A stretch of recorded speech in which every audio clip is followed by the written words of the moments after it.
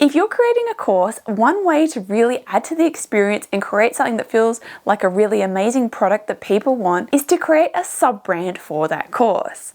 What I mean by this is you don't just make your course look just like your regular branding, but you actually build a sub-brand for that product.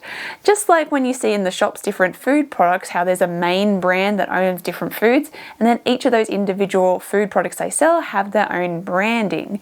So what we're doing here is creating a sub-brand for a product.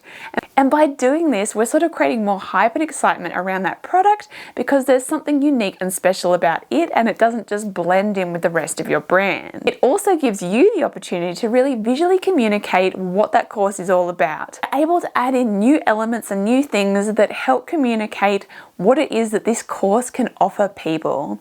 So in today's video, we're going to look at how to create a sub-brand for your course. Now, when it comes to creating a sub-brand for your course, you don't want to go completely astray from your main branding.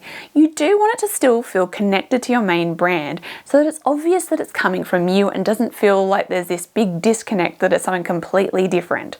We want people to still connect it back to you, but we want to be able to communicate what this course has to offer. So pulling out certain parts of your current branding and emphasizing them, and also adding in a few extra things to really visually communicate what this course is going to offer people. So one of the first new elements that you can create is a logo. So rather than just simply writing a name out in text and putting your regular logo on it, we can actually make a sub-brand logo. So actually making a logo for this product. So again, thinking about the products in the store, when you go buy chocolate bars, each of those chocolate bars isn't owned by different brands. For example, Cadbury, they own lots of different chocolate bars, and each of those chocolate bars have their own sub-branding and have their own logo for the name of that chocolate bar.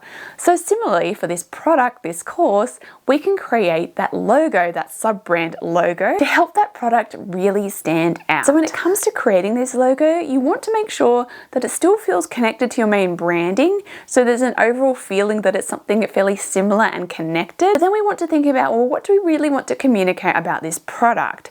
So thinking about things like the feeling, the positioning, what it offers, and how you can put that into a logo. Now you can keep it really simple and just choose a really nice font and just put it together in a way that feels more unified like a logo. Or you can go further and add some extra graphic elements. So this is really up to you in terms of how much do you want to communicate within that logo.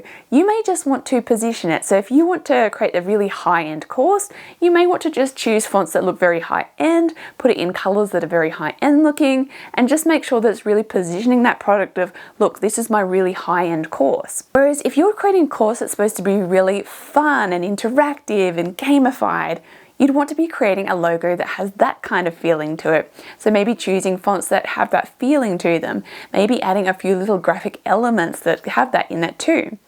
Or if your course has a very specific outcome, you may want to put in certain elements into that logo that sort of showcase that allude to the fact that this is what someone will be learning. So of course, there's a variety of different ways you could go about this, but just keep in mind that whatever you decide to do, think about what it is you want it to communicate and make sure that it feels like it is somehow connected to your original brand. It could be using some of your brand colors, maybe a font that is quite similar to the fonts you use in your branding, or just have a similar feeling to it. So making sure it doesn't feel completely out there and different, but it feels like it is some way connected to your main branding. Next we have colors. So when it comes to your color palette, you most likely want to stick with your main brand colors.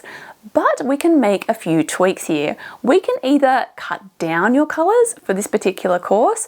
So say you have 5 colors in your brand palette and we cut it down to just 2, the 2 that really communicate what this course is about.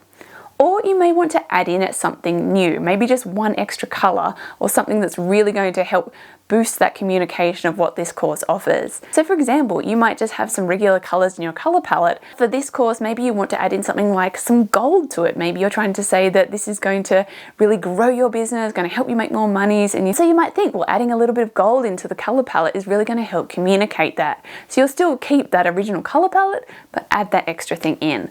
So don't feel afraid to just maybe add 1 or 2 extra colors as long as they still work with that color palette. or cut down your original palette and just choose colors that really communicate something about your course. So you're not using all your brand colors, but just saying, just for this course, I'm only using these colors. By doing this, it feels still connected to your main branding, but it feels like there's something a little bit different to it to help make it stand out as a sub-brand. Then there's fonts. So when it comes to fonts, generally you do still want to stick with your main brand fonts, unless you really want to add something extra in there that really helps emphasize something about your course. Maybe your course is very hands-on and interactive, lots of note-taking, very creative and using your hands a lot, and so you think, well, I'd like to add in a handwritten font to sort of add that feeling to it. So you may want to add something extra or drop one of your fonts, maybe only, instead of using 2 brand fonts, you just use 1. So you don't want to vary it too much. You don't want to go too out there with completely different fonts, but you may want to add in an extra accent font, or you may want to cut down to only 1 font rather than using 2. So it's really up to you, but don't go too crazy with fonts and try and use a whole new set of fonts just for this course. Then there's imagery. So when it comes to creating elements for your course, for its sub-brand, I really recommend that you do a photo shoot dedicated to creating imagery for this.